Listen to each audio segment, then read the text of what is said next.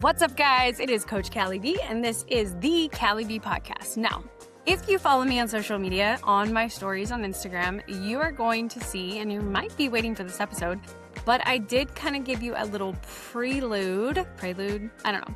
I give you a little like, dun, dun, dun, this is what we're going to talk about on this particular episode. And I seriously have been chomping at the bit to lay this track down for you guys. And something I've learned, as I've gotten older is to, when you get that vibe, right? And, there's going to be a lot of opinions that are mixed in it, chew on it a little bit, because you'll start to realize the longer you're thinking about it, like if it keeps coming up, it's like, okay, this is obviously a valid point. This isn't like so much as an emotion, like this isn't an emotional reaction. This is literally me taking almost 30 years of being an elite fast pitch pitching coach and coaching at every level except pro. So we're talking like rec, little league, high school, travel ball, even collegiate level, even running clinics, okay? Doing all this stuff. And this is a topic that still, I don't want to say takes me off, but it kind of does take me off. It just irks me because never fails. Every single year, everybody nitpicks like what top level pitchers are doing, right? Maybe they have a broken ankle drag. Maybe they have a pre-track. I mean, it's all the stuff that like pitching coaches like myself teach in foundation not to do those things, right? So then somebody's like, well, the older girls are doing it. Okay, let me just hold the phone. Okay, just pause for a second. I want you to think about this, okay? You are comparing a 10-year-old little girl, a 12-year-old little girl, a 14-year-old little girl, a 16-year-old girl, sometimes even 18-year-old who hasn't fully grown yet, to a full-grown woman, okay? Now, I'm going to tell you right now, all the pitchers so far that I've seen in the College World Series, and obviously we are in, the last of it because Texas Tech and Texas played today. So this is game one of what could be 3 games, if not more, right? If it's a fight, we will see. But every pitcher who we have seen compete has been nothing but a complete workhorse, right? And their movement preferences are speaking so loud to who they are and where they're at in their journey. Well, I'll tell you where they're at right now. They're grown, right? They're not 10, they're not 12, they're not 14, they're not 16, still going through growth spurts. Okay, so this is why I'm going to harp on how important it is for the solid foundation to be built. Because I'm telling you right now, all of these pitching coaches, all of these pitchers, okay, all of these pitchers that you've seen, what they are doing right now is a significant reflection of where they started. They all have solid foundations in their pitching. Solid, okay? So this is what I want you guys to buy into, is if your daughter is learning how to pitch and she's watching somebody who does have a broken ankle drag, and then she starts to purposely, quote unquote, break her ankle and drag and make an anchor out of it, okay, there's a problem there. For starters, that's not her preference. Okay, so it's kind of like running. Okay, there's a right way to running, and then there's a really wrong way to running, and then there's the way you run. Think about that, right? Because every little girl, a very few and far and in between, have I ever not seen a girl who, typically doesn't have that very feminine like run, to what people say, like, you run like a girl. What? Yeah, thanks. I am a girl. You know what I mean? Like, but every little girl most girls have had to learn how to run correctly. Okay. Why? Why is that? Well, because physics say this makes sense. Science says this makes sense. This slows us down. Okay. If you're watching this on YouTube, you're watching me, throw my arms side to side. If you're listening to this, you get the drift, right? If not, check it out on YouTube. So there is a correct way. It's not like one way or the highway to pitch. There's simple movement patterns that when you do them right, when you build that solid foundation, they're going to pave the way for your future as you continue to grow. Okay. I've seen pitchers who were never corrected at a young age and they get stuck at speed. Like they can't get any faster.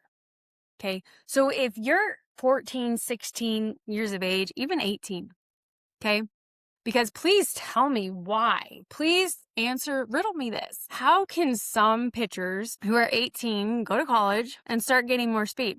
especially these colleges that have programs where they actually work on movement patterns and they actually work on how to execute the spin better. It's a crazy concept, okay? So physics tell us that there's a right way to move that's going to decrease friction, right? What we're moving against, okay? But yet we still have people saying these high-level pitchers are doing all these negative things, but they're fully grown. So that's, to me, there's no comparison. You can't compare a full-grown woman to a little girl who's still growing. You can't. I mean, most of these little girls are still, like, these little girls that are watching these games, they're girls that, see, even the light agrees, they're watching these girls and they start to mimic these patterns.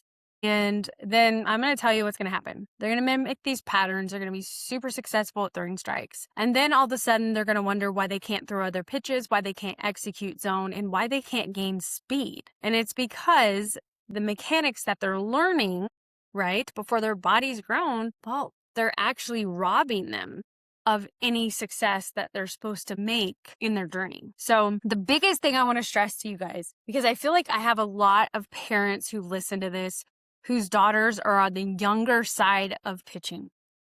Okay. I want you to understand that there is a foundation of pitching that your daughter needs to grasp, first and foremost. And that foundation needs to be able to grow with her, okay? So like, for instance, I have a pitcher in my program. She's been working with me, goodness, for a year and a half now. And she is on the smaller side. And she's obviously growing because her legs are starting to get longer. Her mom even told her like she's starting to get muscles on her legs, which is right on time. She's going to be in 7th grade. Like everything's, the math is mathing. And I'm going to say about 4 weeks ago, when she would send me video of her pitching in the program, I started to notice these little micro movement patterns. And I said, hey, you're doing a great job in season right now. Okay, first and foremost, your pitch selection, because she calls her own games. Like she just wrapped up 6th grade and she's already throwing, a changeup for a strike out of the gate and then hit you with a fastball in and then going to a drop ball out and striking you out. Like she's super smart. Or she'll just like, oh, they don't even get the inside zone at all. So I'm just going to tunnel everything. Who says tunnel in 6th grade? She does. Okay. Mila does. Mine. So I started to notice these little mechanical things, and it was in her lower half, and it was her drive foot. She was starting to, when she would come out of her low to her reach, she would start to pivot that drive foot. And as a right-handed pitcher, she would like start turning it towards third base. And I said, right now, you really need to focus on coming off the mound in a sprinter's load. This is going to serve you over time. Guess what she did? She bought in. She reset it. And last week she hit a new PR. So her season time, she was trying to hit a new PR. And all of her frustration, she just kept pivoting that drive foot out, thinking she was pushing harder and harder off the mound, and she figured it out. I'm not saying that what you're seeing at the college level, if you see a pitcher not come off the mound like a sprinter's load, I'm not saying that that's completely wrong. What I'm saying is those are full-grown women. Their mechanics are pretty dead set, right? Yes, they can clean house and they can, make some minor adjustments, but at that level, even at the pro level, I mean, if you look at the pro pitchers, their mechanics are pristine, so good. One of my favorites, Tay Beasy, right? Taylor McQuillan. I love watching her pitch, her mechanics. And so much so that last season, she made a change mid-season to her load. Okay? That's crazy. But she did it. Another one that I like to watch, Montana Fouts. I love watching her pitch. Her mechanics are so amazing. Even Jordy's. Like, I remember when Jordy first came on the scene, everybody's like, she pitches like a dude. I'm like, no, she doesn't. She pitches exactly the way her body needs her to pitch in order to compete with these 6 foot and up pitchers. Okay. So if you are a parent of a pitcher, I want to encourage you to put as much focus and as much energy and as much time and dedication to your daughter's development, because that development is going to serve her in the long run. Honest to God, like you cannot shortcut your daughter's development when it comes to pitching. And when you do, you're actually shortening her timeline of pitching, not just in the physical, but also her emotional and mental aspect. So if you really want to see your daughter play at the highest level that she dreams to play in. Like, when I get applications filled out, like, girls, they're not just like, I want to play at some podunk school. These girls strike hard. Like, my most recent one is a girl named Kenley who wants to play for UCLA. Let's get it, girl. Let's build that house, right? How do you still have houses that are standing that were built in 1950? Because there's a solid foundation. There's something to be said about a solid foundation.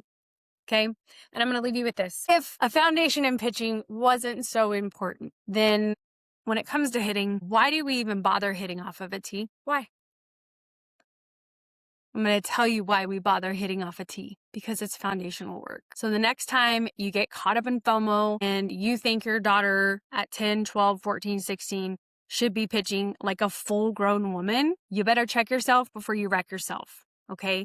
And it's tough to do that because we as parents, like, we want to see our kids succeed, and God forbid our kid goes through anything hard. But guys, the hard is where your kid finds her grit.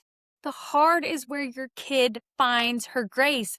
And the hard is where your kid gets her growth. If you keep her from experiencing hard times and struggles in her pitching journey, you're stunting her growth. She's never going to reach her goals. Okay. So as always, guys, I thank you for listening to the podcast. And if you're not subscribing, please do. This is real stuff that I'm talking about, specifically made for you, the pitcher, the parent of a pitcher, or you, the coach. This is for you. All right. I'll talk to you guys soon. Thanks for listening, and God bless.